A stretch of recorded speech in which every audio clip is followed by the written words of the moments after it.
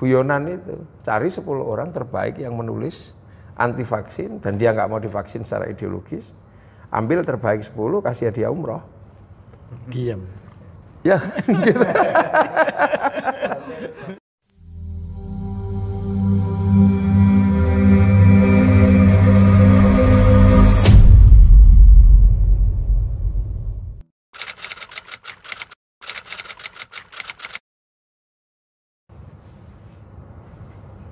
Bukan hanya masalah vaksin.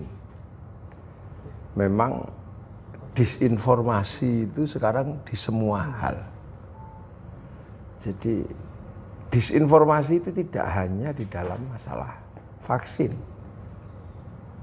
Jadi hari ini kalau kemudian masalah vaksin seolah-olah hanya di masalah vaksin terjadi disinformasi dan perbedaan paham. Hari ini tidak cuma di masalah vaksin. Terutama kadang-kadang kebijakan pemerintah apapun selalu disalahpahami. Disalahpahami. Jadi memang segmentasi masyarakat ini kan beda-beda.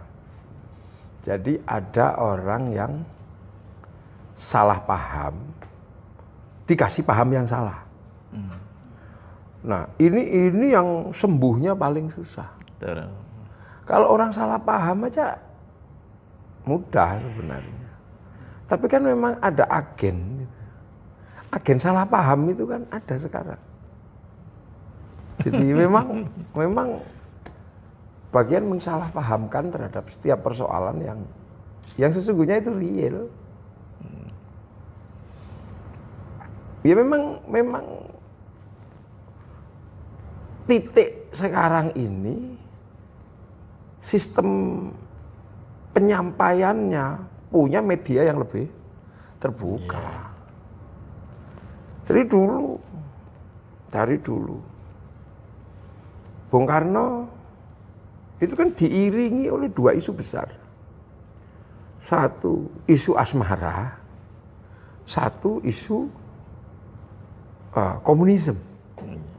Tapi kan nggak semasif sekarang. Kalau dulu hanya orang-orang pinter yang ngerti, orang kampung nggak mikir karena jangkauan disinformasi itu medianya nggak seperti sekarang.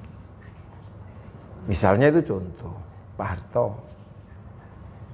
Pak Harto ini diiringi disinformasi yang cukup serius, gitu loh. Mulai dari yang mendalangi PKI, ini kan, terus kemudian yang membuka keran non pribumi. Tapi kan nggak semasif sekarang. Sekarang masif, semua ada. Ada pengiringnya karena seiring zaman. Ya karena memang media yang sekarang ini beda dengan dahulu. Ya kalau menurut Pak Ganjar kemarin kan sempat disurvei. Kan gitu, sempat disurvei. Mengacu pada surveinya Dr. Burhanuddin Muhtadi.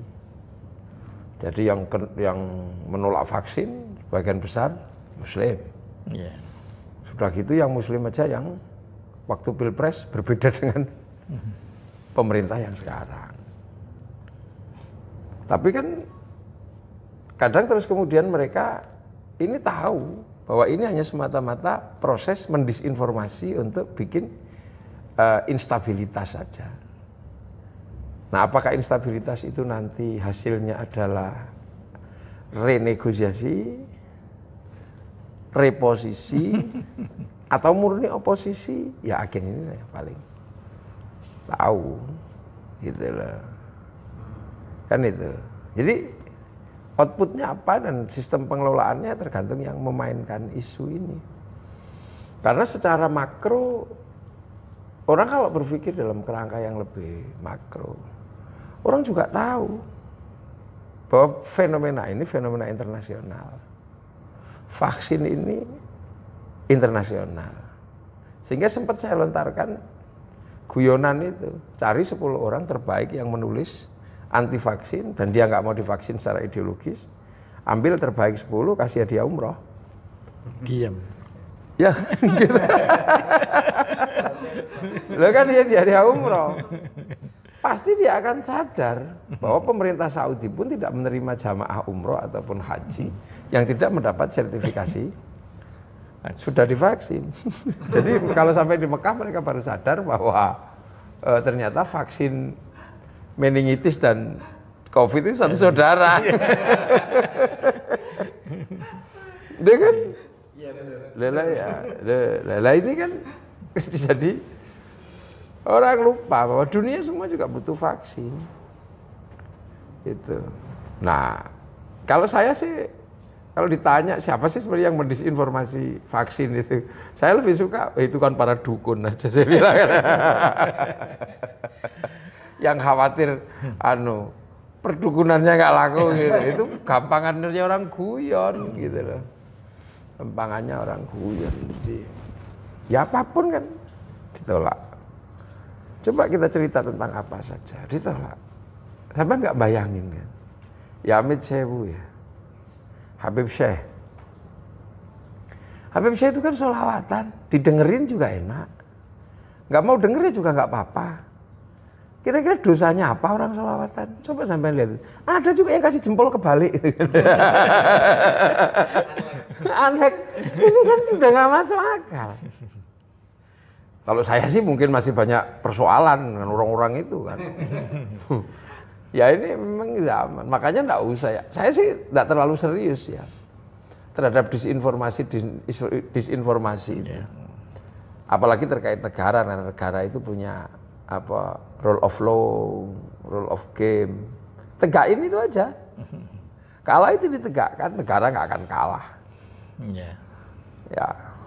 Ya, masalahnya itu tadi ada yang membuat orang lain agar tetap salah memahami gitu. Sehingga disinformasi itu meskipun mereka mendapatkan informasi yang lain yang itu yang benar, tetap karena ada niatan ingin menyalahpahami, ya tetap dia membelokkannya gitu. Satu contoh lah vaksin ini. Ketika kita awal pemerintah pesan vaksin, itu yang diserangkan bukan soal halal haramnya. Diserang yang kenapa mesti harus Cina. Setelah Cina terus masalah halal haramnya. Sampai MUI juga sudah membuat fatwa. Kemudian juga masih disalahpahami kenapa yang lainnya tidak dianggap halal haramnya yang belum dimintakan fatwanya juga mereka sendiri tidak mau mempermasalahkan. Jadi memang ya tadi itu memang dari sononya memang sudah ingin salah memahami gitu. Ya. Vaksin ini memang sudah cukup lama memang ada gerakan sebelum COVID sekalipun, misalnya menolak imunisasi. Ya di dunia medis kan ada standarnya. Itu. Kalaupun ikhtilaf itu hanya perbedaan jenis imunisasinya. Yeah. Bukan pada peniadaan imunisasi gitu lah. Jadi hanya jenisnya aja, ibarat orang flu gitu. Semua sepakat obatnya itu ada, parastamolnya. Cuman mereknya aja yang beda. Tapi kalau sampai nafi isbat itu sebenarnya pasti bukan berangkat dari sebuah disiplin yang sama. Jadi kalau yang satu dinegasi, yang satu dikonfirmasi, itu pasti bukan berangkat dari suatu disiplin ilmu yang sama. Harus kita pahami likulli da'in dawa. Setiap penyakit ada obatnya. Sementara ini sudah diakui untuk memutus virus corona ini, yaitu di samping upaya-upaya dohir dengan jaga jarak, kemudian dengan harus sering membasuh tangan, menutup wajah, toh harus ada sesuatu yang lain yang itu dianggap paling efektif, yaitu vaksin. Nah, vaksin inilah kemudian menjadi satu pilihan. Kenapa para kiai mendukung adanya vaksin ini? Karena berangkat dari la dharara wa la dhirar, bahwa jangan kita mentang-mentang mengatakan tawakal, jangan kita merasa terus kalau bukan takdir ya kita tidak akan kena corona, itu semuanya kan kita tidak tahu takdir itu. Tapi yang jelas kita harus ikhtiar, berusaha untuk membatasi jangan sampai vaksin ini virus ini kemana-kemana. Karena penyebarannya itu bisa kita yang menularkan atau orang lain yang menularkan kepada kita. Nah, dari dua hal ini, dari dua pihak ini, supaya tidak saling menularkan, maka adanya vaksin ini sangat penting gitu. Ya kan manusia juga harus sadar lah. Manusia itu yang independen itu kan nyawanya aja. Ya, tapi pembentuk jasad untuk mengurung nyawa ini kan berangkat semua dari faktor eksternal. Ya kan, manusia punya tulang, kan berangkat dari faktor eksternal, berangkat dari makanan yang mengandung kalsium. Manusia punya mata yang jernih, berangkat dari mana?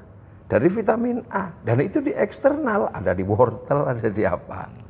Ayo, manusia lemah syahwat, dia butuh faktor eksternal, daging kambing. Gitu kan misalnya. Iya. Jadi manusia itu sudah dari fitrahnya itu menjadi besar juga karena eksternal. Berhenti makan, ya berhenti dia berkembang jadi manusia. Nah, makanya ketika dia sakit juga butuh faktor eksternal. Mencret, butuh faktor eksternal daun jambu. Dia ndablek, butuh faktor eksternal, nasihat dari orang lain, kan gitu.